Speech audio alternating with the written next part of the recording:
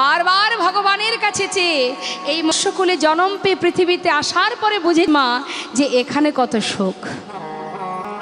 আসার পরে বুঝতে পেরেছি এখানে কত দুঃখ, কত যন্ত্রণা, কত কষ্ট, কিন্তু উপায় কি আছে? যাওয়ার মন চাইলে তো আর যেতে পারবে না, সময় না হলে আর যাওয়া যাবে না।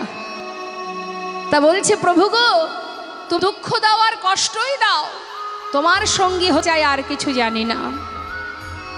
এটা হচ্ছে ভক্তের চাওয়া। আমাদের জীবনে কষ্ট এলে আমরা ভগবানকে সেবা তো পড়ে থাক, তার মুখ দর্শন পর্যন্ত করি না। আছে অনেক পরিবার বলে ভগবানের মুখ আমি আর দেব না, কেন আমাকে এত কষ্ট দিল। হরি বল।